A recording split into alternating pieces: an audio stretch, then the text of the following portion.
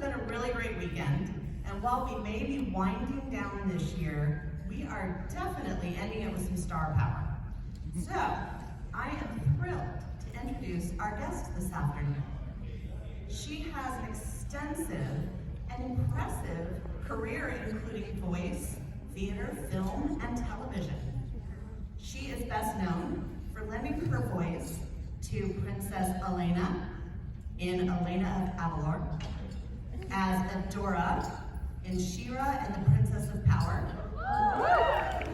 Most recently, she has taken on live-action roles in Spirited, The Menu, and The Consultant.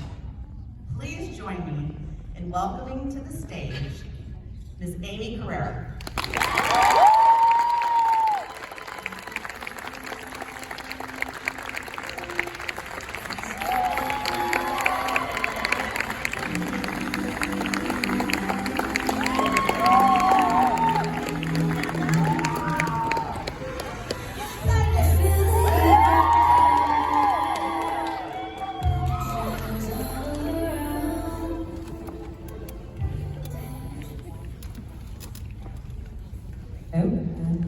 Hi! Thanks for coming. I know it's the last day, and I know everyone needs to go home, so I really appreciate you being here.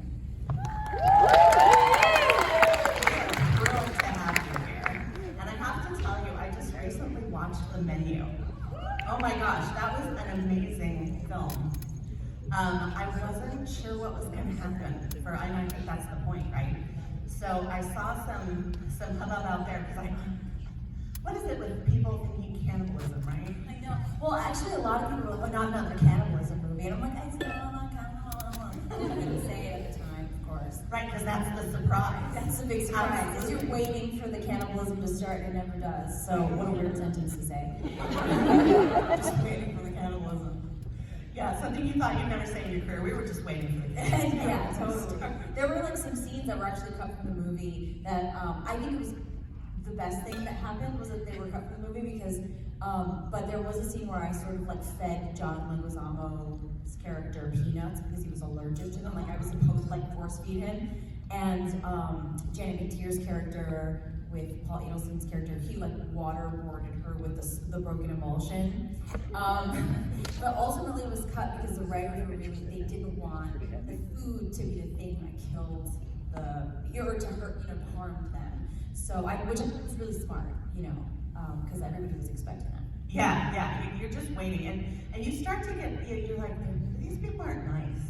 No. These aren't nice people. No, it's definitely, it's from the writers of Succession, so you kind of are supposed to hate them a little bit, the diners, and it just very much goes into the whole, like, recently, I know I love watching things where people get their comeuppance, like bad people get their comeuppance, and it was literally Eat the Rich, but without the cannibalism, but that sort of vibe.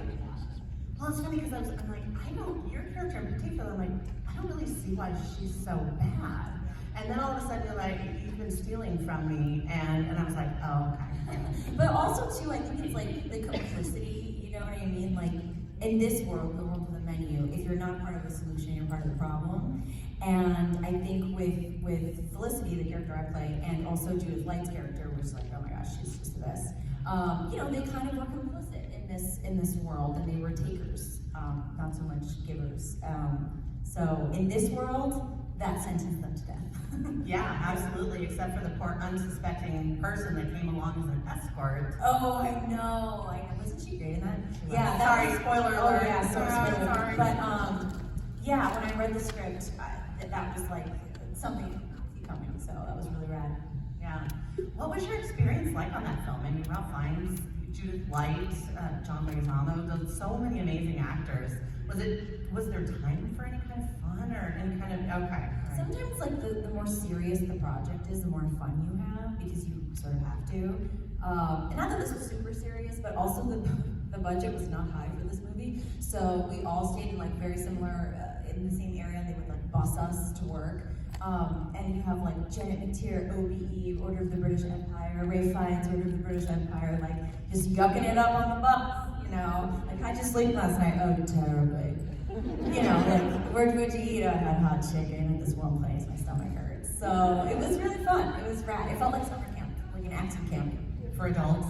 For the most accomplished adults. Like, I just couldn't believe my luck that I got to be in a room with Judith Light, and even John was on my, I grew up watching John, and to be able to improvise with him was like a dream come true. That chemistry was really evident in your interaction. We're both Puerto Rican, so. There you go. All right, yeah, for sure. Yeah, that was an awesome movie. I really enjoyed that. Thank you very much. I will not be going to any like fancy tastings. No. That just doesn't seem like a good idea.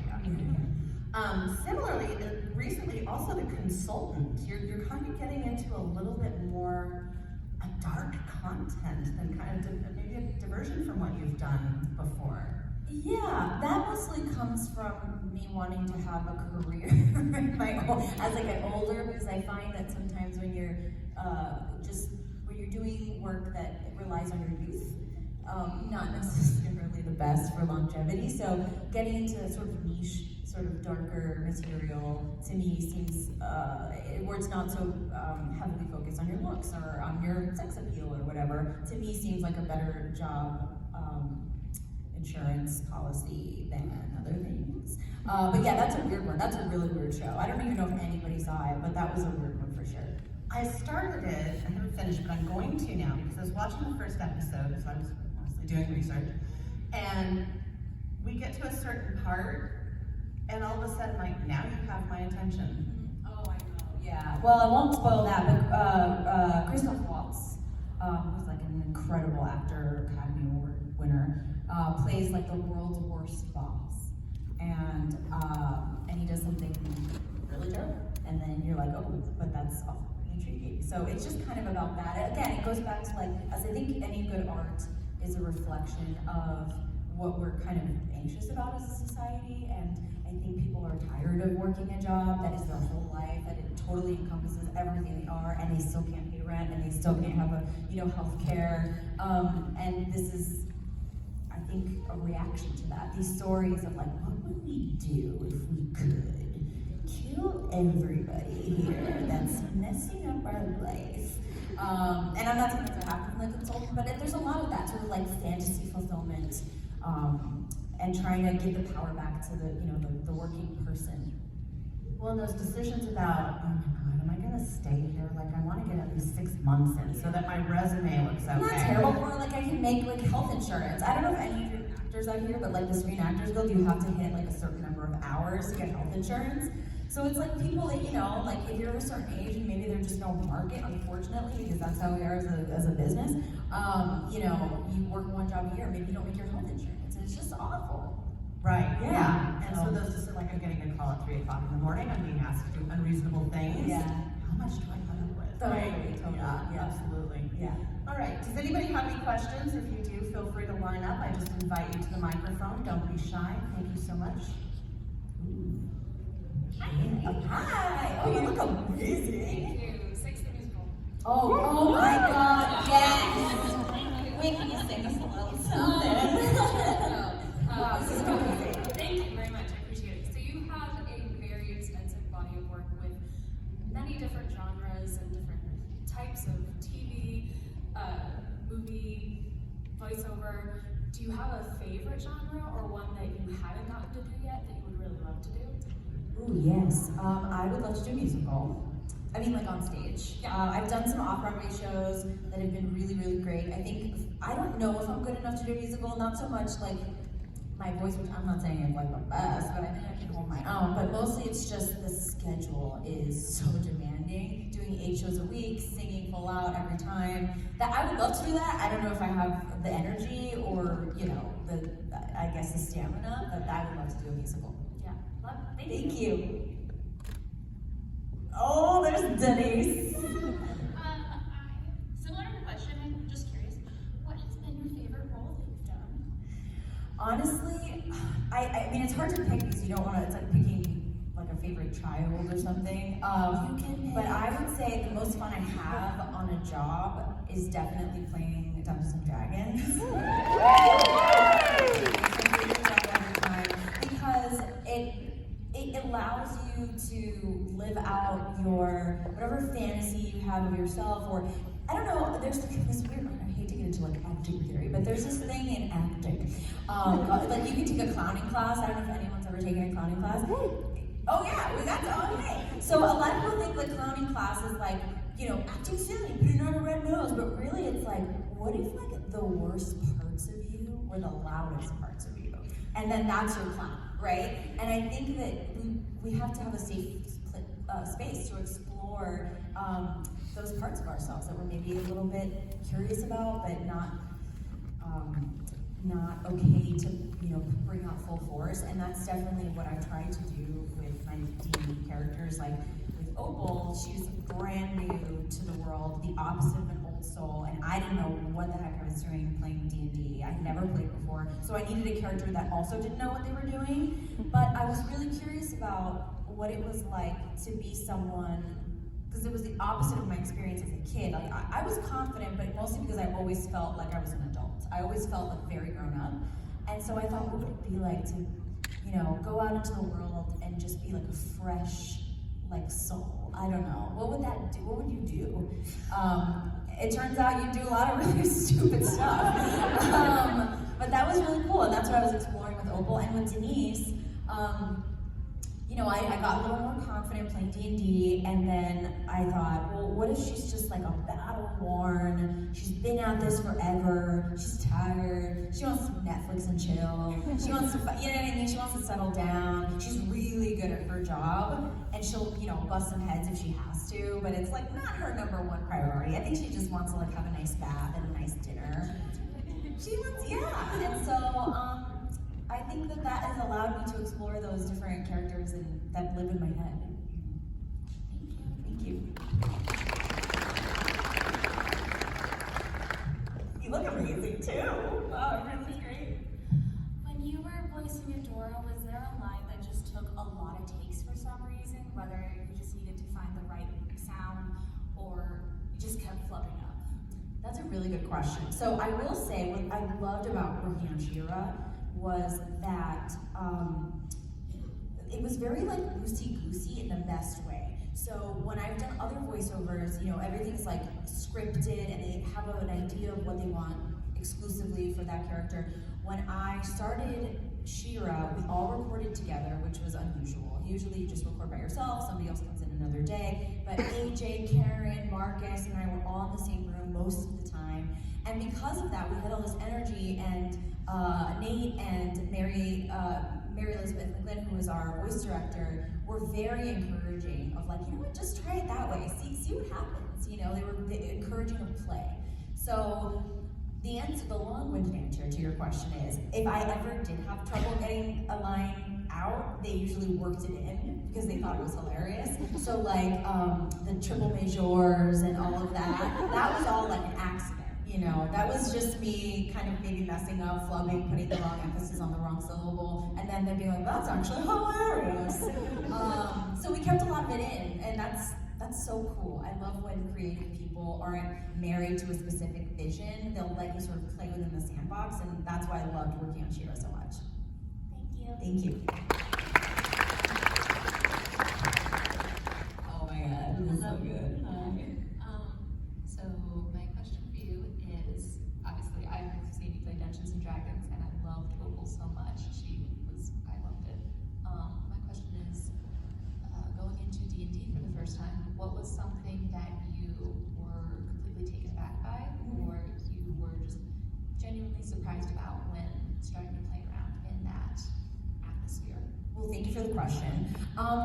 So the first thing, a lot of things shocked me. The first thing that shocked me was, coming from an acting background, I'm interested in conflict. I want to know, like, what can I do as a character to complicate the storyline? And sometimes that, I mean, that's just what it is, right? And so when I met with Matt Mercer for the first time, I was like, hey, so what if I'm a villain? And he was like, yeah, you could do that, but that's not really the vibe. Like, Dungeons and Dragons is about playing with your friends and like, you know, getting together as a crew and fighting like the NPC, the big bad together. It's about teamwork. And I was like, oh, that's earnest and interesting. And so that was my first big lesson, which was it's all about the team and it's all about teamwork. And I think that's a wonderful lesson for the world, and I wish I'd found Dungeons and Dragons when I was younger, because I think it would have given me a lot of wonderful life lessons. I would say the second thing that I learned is, well, it's different because I was also playing in front of like thousands of people on Twitch, so you also want to keep it interesting and not like be like, oh, that's 10 plus 10, you know, because math totally leaves your brain when you know people are watching. So yeah, and another thing that shocked me a little bit was there is sort of like an unspoken code in D&D where, or maybe it's not unspoken, but some people really like to maximize their characters and make sure you're playing in a certain way, and which is great, and it works for them. That's not how I approached it. I was like, how messy can I be? Like, you know, how much trouble can I make in this group? And so I think a lot of times I wasn't a great teammate because of that with Opal, and that's cool. Like Opal had a total main character syndrome. Like she was the star of her own show. And I think with Denise, I've learned that it's much more fun if you think about the other teammates and what it is that they need and what they want and do that for them. So it's taught me in storytelling at least to sometimes it's okay not to have that like intense conflict. It's still entertaining. You're still telling a great story, but just let it, being a good teammate doesn't stop you from doing that. So I learned that. I don't know if that's a good answer, but I love it. Thank you. Thank you. Hi. I kind of had my question asked for me like 2 questions ago, so I'm going to change it a little bit. All right, let's do it. I have just finished my 6th rewatch of She-Ra. Oh, thank Yes, you. I'm that much older. One of the things that's going to be coming back is the chemistry between the characters. So I was going to ask if you guys did record together, and you just answered that. So what were other things that you guys did to build that chemistry as you went through the show? Well, we got very lucky in that we actually genuinely liked each other, so that was rad. That's not always the case, as many of you in the workplace know. You don't always get that lucky, but I think Nate and DreamWorks and Netflix, it was important that we had that chemistry. So I didn't audition with anyone, but I know it was a long process. I remember it being a long process, and then when we got the job, we must have had like a cast dinner or something like that. And I was like, okay, you're cool, you're cool. And so we still keep in touch. And especially when you're working on something like an animated show, it takes so long to happen that you kind of forget people are gonna see it. You just go into work, you do your thing, you go home, whatever. And then when it comes out and people actually like it, which is another rarity in this business, sometimes you make something and people hate it, you know? And you wanna forget about it. But in this case, people are like, oh wait, this is a good show. We're in a good show. And that really helps too, because you get to go to cons together and people are interested and they light up when they see you and they talk about their experience with the character, and that makes a world of difference. So I think the friendship is genuine, and that was number one. And it also helped that we got to spend so much time together even after the show was over, going to conventions and everything. Cool, thank you. Thank you. Hello. Because of your work in the venue, is there another horror movie franchise that you would really like to be a part of? Ooh, that's a good question. Well, I love to watch horror movies, but like half watch them, so I will like kind of be on my phone, and when I hear the music tone change, I'm like, nah. But I really loved, this isn't quite horror, but it's horrific in other ways, but I loved that movie that came out the same year as The Menu, that was on a boat. What was that movie? Tim, what was that movie? I would love to be in a movie like that. Like, it's just like you start off, or even, what's the other one we saw about that they were in the same Airbnb? Barbarian. Like, a movie that you think is one thing, and then halfway through it turns into a completely different thing. I think it's so cool, and I'd love to watch as an audience member, so I would love to do something like that. And if they were to remake the Final Destinations, I'd be better. Yeah, trust that a lot. Because I love watching those. Yeah, because they do that too, right? You're like, it's gonna be the garbage disposal, and then something else. Yeah. Oh, yeah. But you know that they're all going to meet like a very gory end, but you kind of, I mean, it's just like the worst fantasies come to life, or the worst nightmares. It's like you're watching a plane take off, and you're like, what if I was on that plane, and what if all the parts came off at the same time? And then it happens in the movie, and you're like, oh no. Now I can't get on a plane ever again.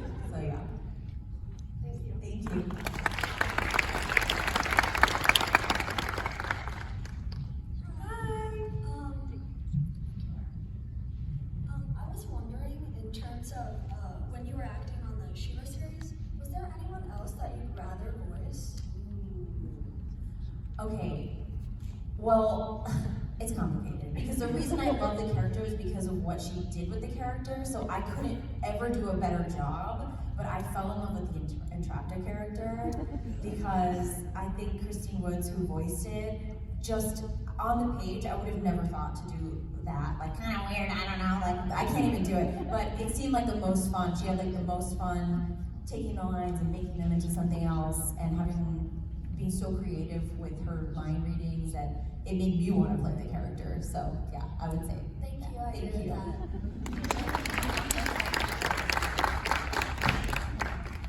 We got it.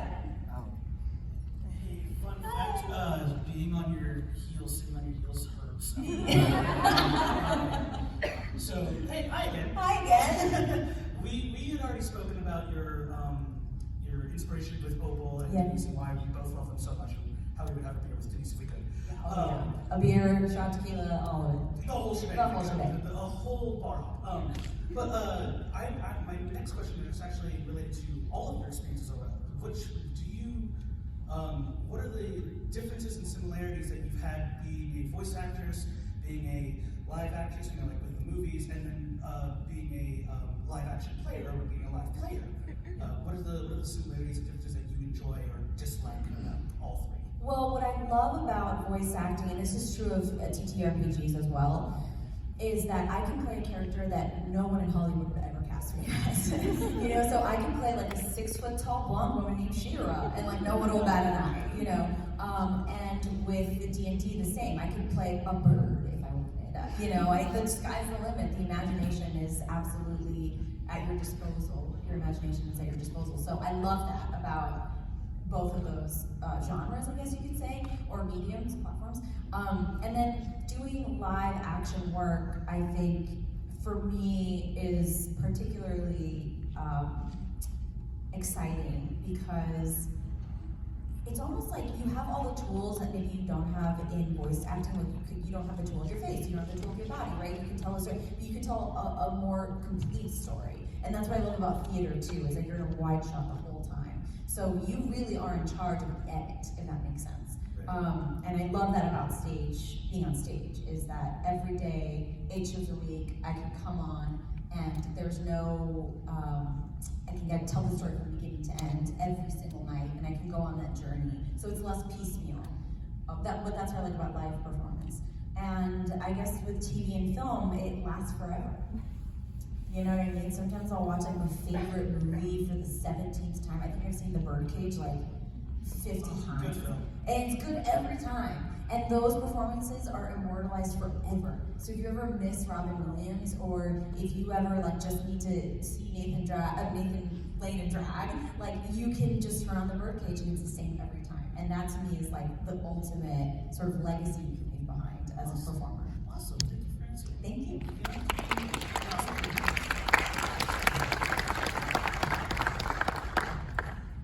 Hello. So first, I wanted to just say thank you. You did an incredible job playing Adora, and for those of us who didn't grow up with a lot of Very feminine, queer characters who got a happy ending and were the hero. And were kind of the comic relief or the person who died. Thank you. You did a really great job. It's all thanks to me. it was so great to see that. And then on that topic, I actually work as a trauma therapist, and I have worked with a lot of young queer women with abuse backgrounds who had a hard time seeing their abuse as abuse because it wasn't what Katja went through. Right. And so being able to be like, okay, well, there's this awesome show where there's a happy ending at the end, and the main character is queer, and you get to see all this cool stuff, was really helpful, because you also got to be like, and here are these two mirrors of different kinds of abuse that you can suffer, and you get to see them work through it, and I have to watch it and come back and talk to me. That's so rad. Oh my gosh. So I was wondering if there was anything, because I thought the show handled it really well, and I thought your take on Adora did a really good job of showing what that can do to somebody. What is something in your relationship in the show where you thought, oh, that was really, really cool that we got to do that? I think I was talking about this with somebody else, but I mean, I just think the writing on She-Ra and the Princess of Power is like so superior to like a lot of what's out there right now, because it did so in a way that was entertaining, that adults and younger people can enjoy and process and take something away from. An interesting storyline for me, I mean, there's so many, but okay, I'll just go through them quickly. But how Adora and Catra had the same sort of mother figure in Shadow Weaver, and how differently they processed their trauma. It was a different trauma, you know what I mean? Because Adora was clearly the favorite, and clearly the one that like always did the right thing, and Catra was labeled as like the troublemaker, and so then she acted out in that way or whatever, you know? So I thought that was an interesting, really smart kind of observation. Like, what does that do when you tell someone's growing up and you tell them every day, you're the chosen one, you're the good one, you do everything right, and then you have somebody else who says, you're the bad one, you're the rebel, you misbehave, you do everything wrong. Like, what does that do to someone? I thought that was interesting. I also really enjoyed Adora's character arc of, she was thrust into this position of authority or whatever that she didn't really understand. Like, she kept trying to find out, who is She-Ra, who was Mara, who are the, like, and why do I have to do this?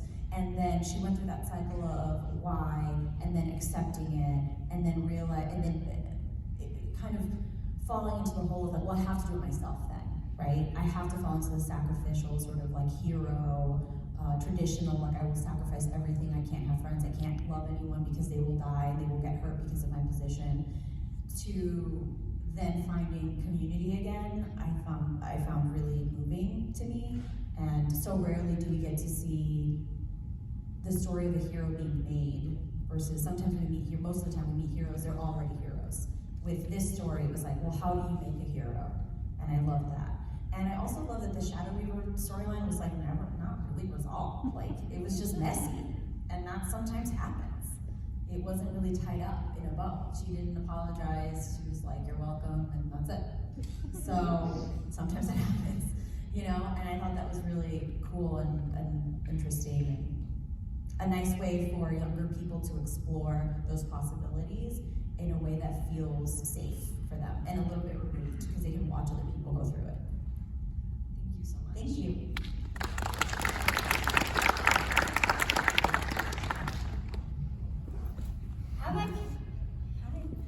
How much fun did you have making all of your different shows and movies? Oh, I had so much fun. Which one was your favorite? What did you like to watch? Yeah. She-Ra. Okay, well, I'll tell you a fun story about She-Ra.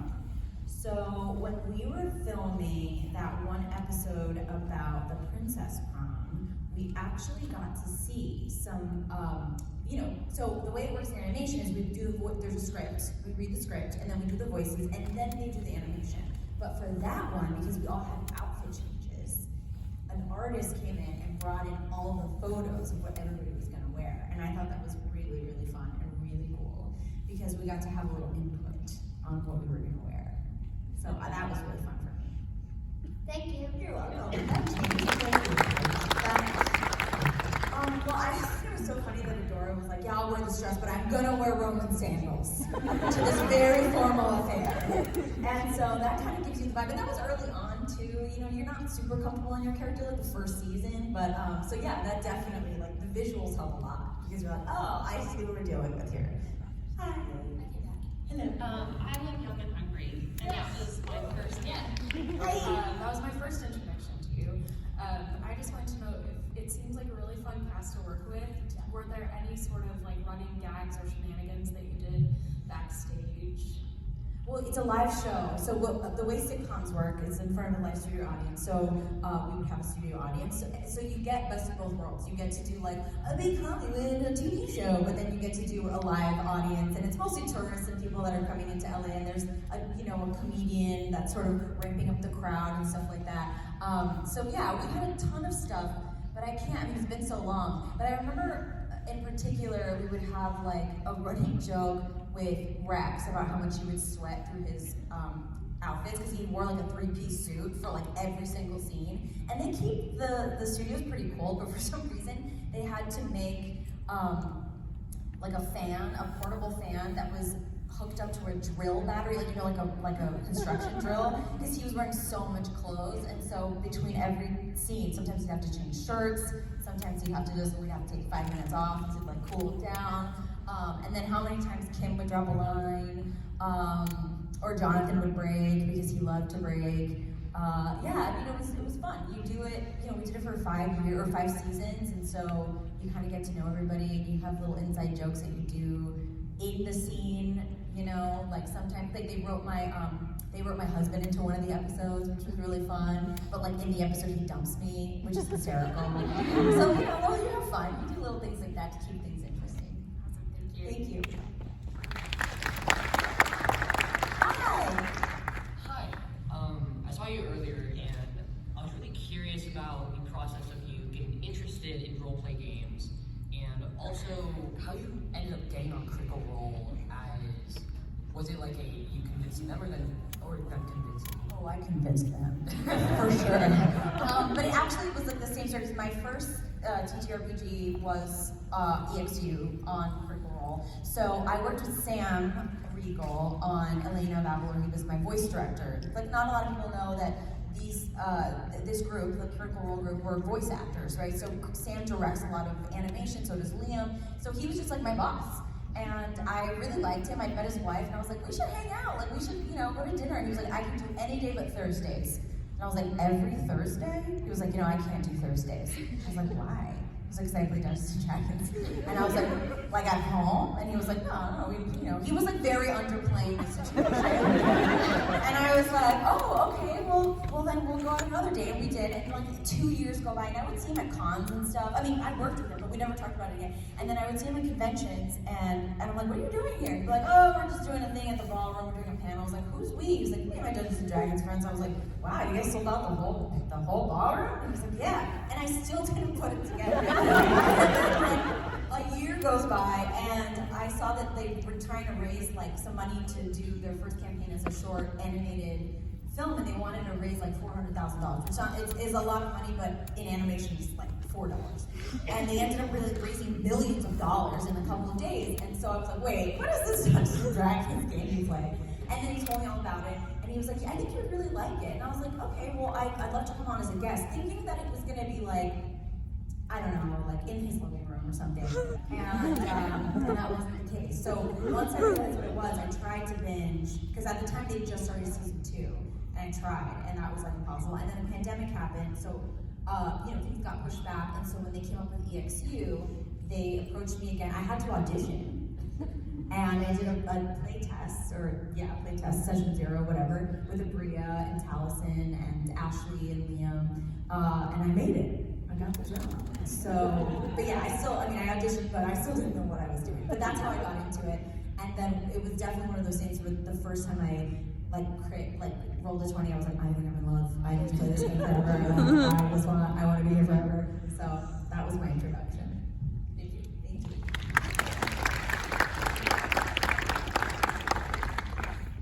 Hello. Hi. I'm Xenophan, fellow Xenophan. Well, thank you for recognizing that, and straight into that. Like, I have 2 questions, but I respect the rules. Okay.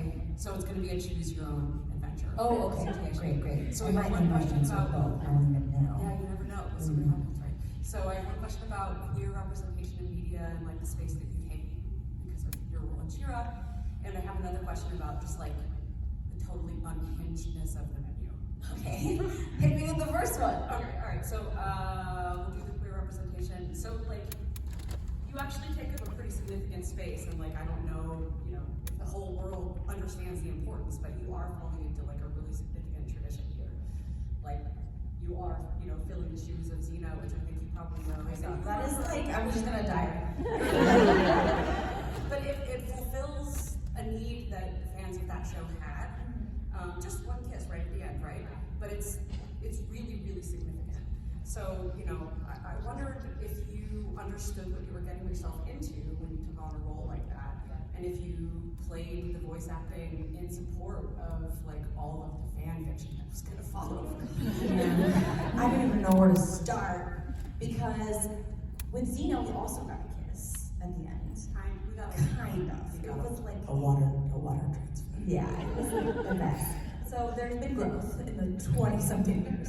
But you know, when we first started the show, I think Nate kind of kept it close to the vest because unfortunately the way that corporations work, and I don't know what his journey was into getting this made, but I think I remember the first season there was really no, like you'd have to like really not be paying attention to not understand that like Adora was totally in love with Catra, but it was something that we didn't have a discussion about. We just showed up to work and we did it. And then I remember we were at a con and I was like, so can I ask you, like, is the end goal here for them to end up together? And she was like, oh yeah. But she told me like it was a secret. She was like, oh yeah. And I was like, oh, well, let us know, because we'll drop some clues. And so that was the first time AJ and I kind of had an official understanding of where the storyline was going. But I think at the beginning, it's one of those things where you don't want people to turn you down. Like you don't want the studio to say, oh no, you can't tell a story about two lesbians. Absolutely not, you can't do that. And so there's a fear that like maybe they'll turn you down, and then you step a little closer, and then of course, the storyline was received with open arms, but you don't know if that's gonna be the outcome because it hasn't been for so many other people that have tried to tell stories like this. So I understand that sort of trepidation in the beginning. And then once we knew where we were headed, we were just waiting for that script. That like, oh, when is it gonna happen? Where's the script? But in true TV fashion, I mean, if you even look at like, all the great love stories, like from Cheers, which half of the people in this room don't understand, or the X-Files or whatever, it's the tease that is nice, you know what I mean? Like, I personally would love to watch Adora and Catra like making breakfast on a Saturday morning, but like, that's maybe not like the most interesting thing, I guess, for most people. But yeah, so we did have an idea very soon after we started, and then after that it was just kind of waiting and dropping, you know, putting extra weight into some of the lines too. It wasn't just like, oh, we shared this experience together as kids and as adolescents. It's more than that. It's not just like, oh, here's my best friend. It's like, here's my best friend that I'm also hopelessly in love with, you know, and I can't find the words to say, or the situation is just not right, or we're still trying to figure out who we are independently of one another. And that's a story growing up also, you know. If it's like marrying your high school sweetheart or something, you're gonna have a lot of trouble when you're growing up together. But yeah, that was definitely something we put in there, and AJ and I were really protective of, and we really wanted to do a good job. And sometimes we like sobbed doing those scenes because we knew what it meant, you know. And a love story is a love story, you know. And especially in a world like this, when we started filming Shira, it was 2016, and at least for us, it was like a really tough kind of time. And being able to have this as a kind of light in the middle of all of that was really so important for everybody involved. This show was made with so much love, I can't even tell you. Not one jaded person in the bunch. Everybody loved the experience. We loved making it. We made it with so much care, and I hope that shines through. It does. I'm gonna ask the second one. Yeah. Jump scares. So like that movie was crazy. Were there ever points in time that were legitimate, like you weren't prepared for the chef to come out and like scream or clap? Like did they really scare you? All the time. It's also unsettling. The sound is unsettling. The clap is, no matter, even if you're looking at him do it, you're unsettled. And Rafe is so elegant, and he's so imposing he's a presence, you know. He's not like a very tall person, but he's very like, oh my god, Rafe Fiennes is in the house, everyone knows it. So yeah, the jump scares, even when you know they're coming, it's almost worse because you have a sense of impending doom. I'm like, I know that clap is coming, and it's not just coming once. It's coming in the wide, it's coming in the mid shot, it's coming in the close up, it's coming in the two shot. So sometimes it's almost worse when you know it's coming.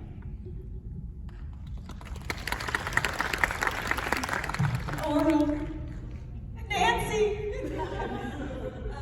So it's pretty safe to say that we got to see a lot of Opal and EXU, her relationship with Ted and stuff like that.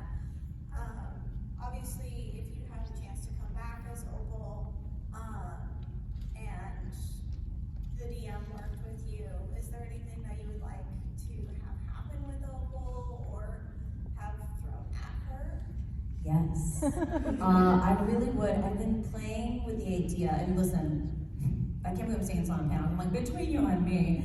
I would really love, as I get more comfortable playing D&D, I would love for there to be like a situation where Opal has to choose between Wolf or the Spider Queen and Ted, and that would be really narratively very interesting. So like, I would pitch to Abria like, what if she was a paladin, and what if she's multi-classing? Like, what if that's a thing where this is the opposite? She's being pulled between two opposite forces. I think that would be really cool, and especially now, which I don't know. I hope I'm not spoiling anything, but this campaign 3, of the main show, Critical Role, they are dealing with a lot of what would happen if the gods disappeared, or playing a lot with the idea of religion versus spirituality, and finding your power from a religious source versus more self-generated, or from like, depending, if you're, I don't know, I really don't want to spoil anything, but anyway, you know what I'm saying.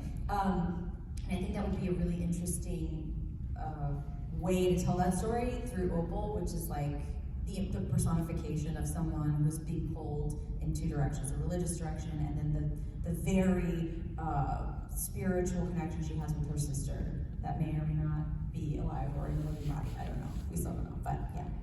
Thank you. Oh man, you guys are kneeling for a long time there. What's good? That's good.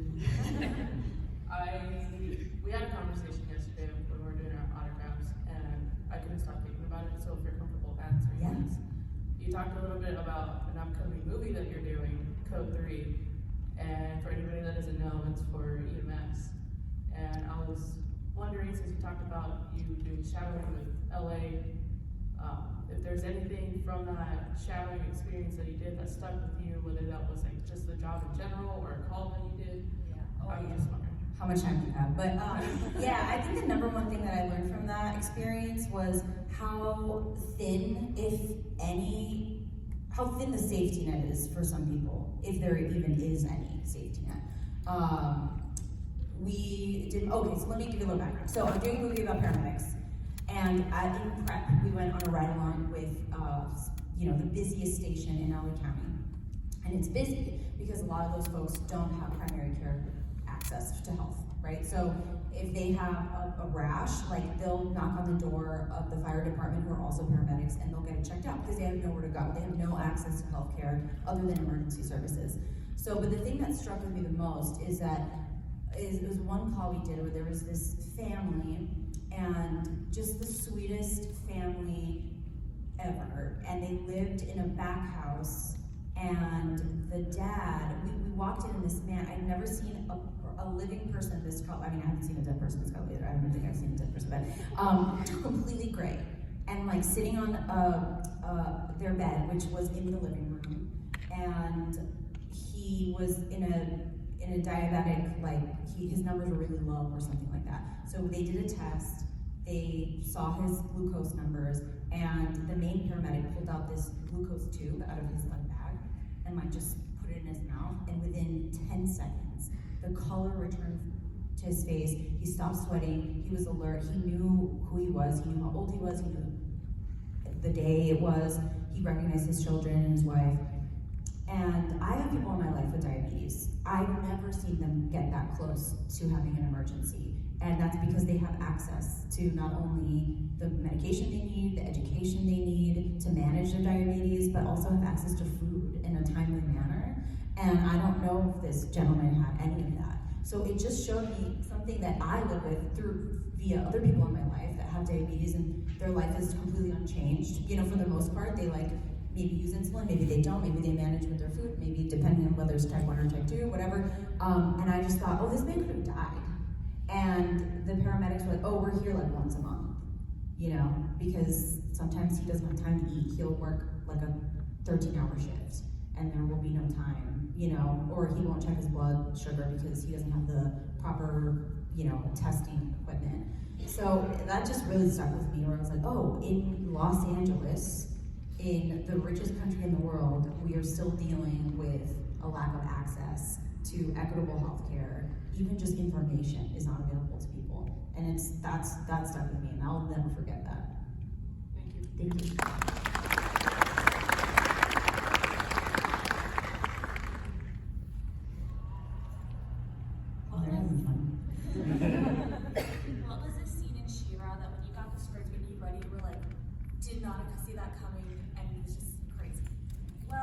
Okay, so I think I never thought they would let me do what we now call drunk Adora, which was when her sword was like poisoned or whatever. And I was like, how am I gonna play this? She sounds like she's been drugged or something. And I thought for sure Netflix and DreamWorks would be like, absolutely not.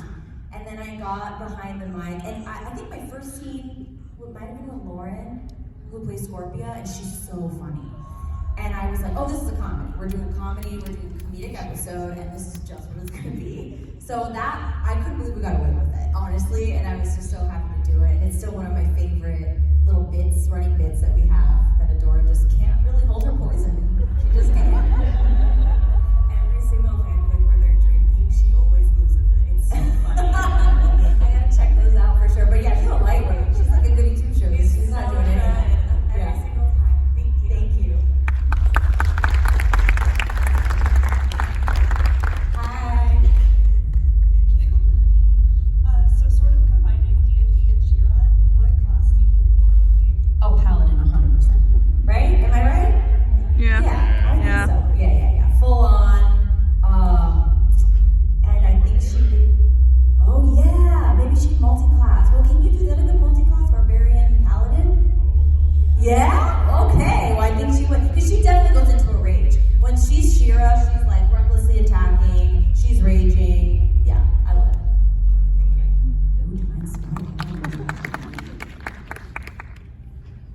Hi.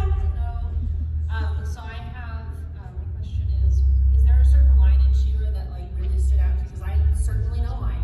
Ooh, okay. But I was just wondering if there was a certain thing that stood out to you or that really stuck with you. There were all kinds of very wise things that Nate would write in the script that I was like, oh man, you're such a good storyteller. Like, wow. I think it's a line, I know I've written on a lot of pictures today, but the line of you're worth more than what you can give other people.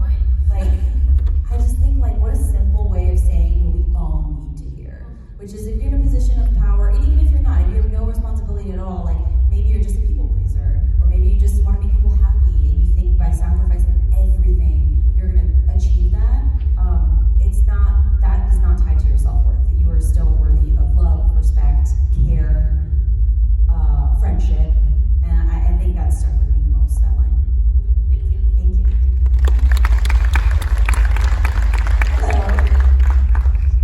So, when you found out you were going to be playing this critical role, how much research did you do on learning D&D? Like, was it mostly the collaborative aspect with Bria and Matt, or was it like you did some of your own stuff, like get the player's handbook and just go through it? All of the above, and I'm not enough. I mean, you can't ever be prepared enough, I don't think, in my mind. But I did a lot of handbooker helper, which was like the critical role, like little 5-minute explanations about how to play a Hexblade Warlock or whatever. So I did that. I watched some of campaign 2, but I couldn't catch up fast enough.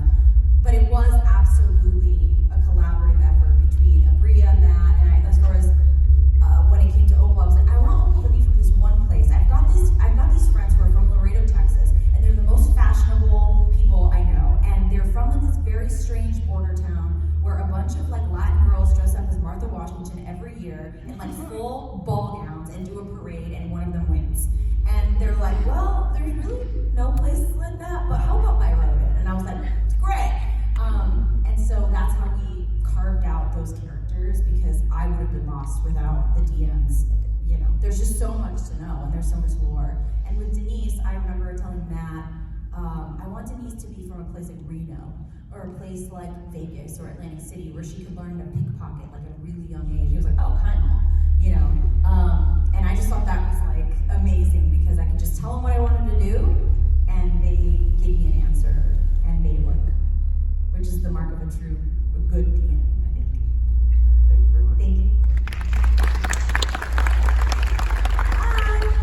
Hi. So speaking of DMs, you started with working with Bria and playing under her, and now playing under Matt.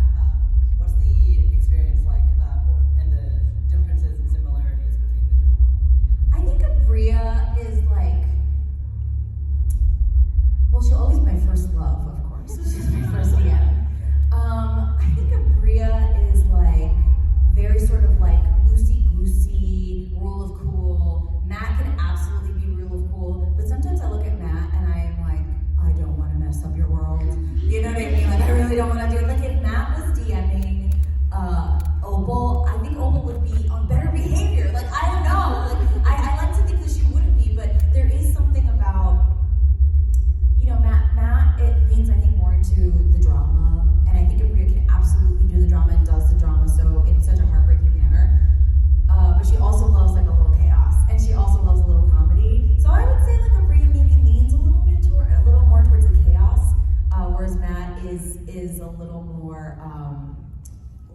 build this world for you to mess it up, which I love.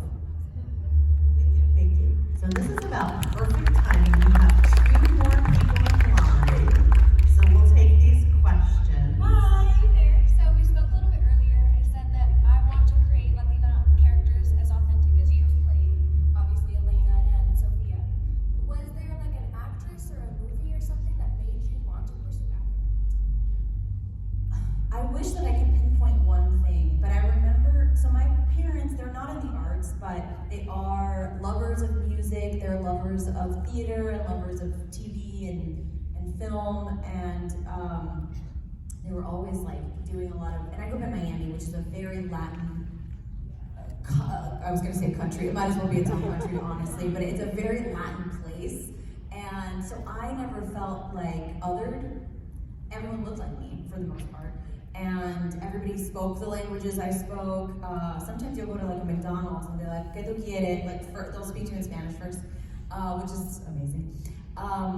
So I think that, and also in people in positions of power, so like the mayor was like a Cuban guy, you know, like our local representative was a Puerto Rican woman. So I saw people who looked like me in positions of power, and that really was so helpful at a young age, because that's a privilege, you know. I didn't ever think, oh, I can't do that because none of them look like people in my family, or I've never seen a Latin person, you know, elevated to a position of power. So it started there, which I know is not really part of your question, but just so you know, that's the background. And then watching shows that I didn't really understand why they resonated with me. So honestly, like watching Xena when I was younger, I don't know why that show resonated with me so much, but I just think I craved seeing powerful women, strong women, who went through adventures alone and had a sense of independence, but also a fierce sense of loyalty, and that really spoke to me. And I remember feeling so moved by watching shows like that, watching shows that maybe were like high fantasy shows or something that totally pulled me out of my reality. And knowing what that did for me as an audience member, I wanted to do that for an audience. So that was my introduction to performance. I just wanted to give that to someone else. Yeah, and I think that that's kind of where that came from. And I'm sure with any storyteller, I know this sounds so cheesy, but like, if it's not an act of service, if you're not doing it because you want to build a world with someone and invite them in, then really, what are you doing it for, you know? So that's why I keep doing it. That's why I'm in this terrible business. But I still feel like, you know, we can all do this together, and that is very appealing to me. Well, thank you. You were that for me. Oh, thank you so much.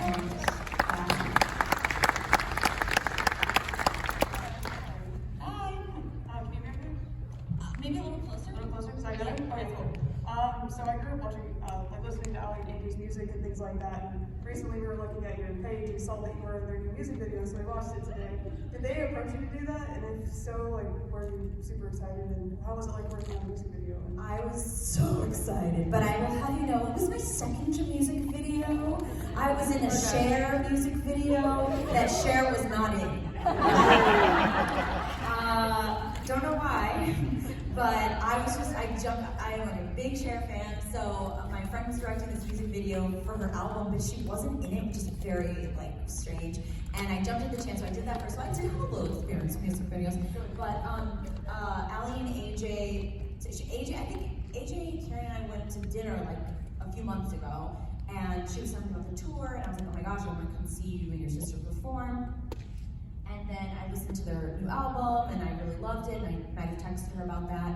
And then one day out of the blue, she was like, do you want to be in one of our music videos? And I was like, yeah, I do. And she sent me the song, and it just like totally spoke to me, like sad waitress vibes, like, yes, I want to play that. And it was great. We actually slept over her mom's house. She lives on a dude ranch. We like had dinner at the house, and then the next day we filmed it one day at a local bar in Santa Ynez, and it was awesome. It was like a dream come true to be able to do, you know, a music video, especially because I was fans when I was younger of Allie and AJ, and I never thought I'd be working with them, be friends with them. It's kind of a dream come true. That's really cool. Thank you. Thank you. All right, well, thank you all so much for joining us. I believe you are doing one more signing this afternoon at 4:30, is that correct? I think so. Yes. Okay, we got a Joey thumbs says up from yes, thumbs up. So I'm doing that at my booth. Okay. And then I'm supposed to like touch a snake at some point. Here? Yeah. Don't worry. I think it's being handled by a professional, but it's not like about in your. There it is. Okay. So yeah, I'm gonna maybe do that really fast and then go back to my booth. So I'll be there if anybody wants to stop by, say hello, ask more questions. All right, well, good luck with the snake. Thank you. Yeah. And stop by and see Aimee Carrero at the booth. Say hello, get an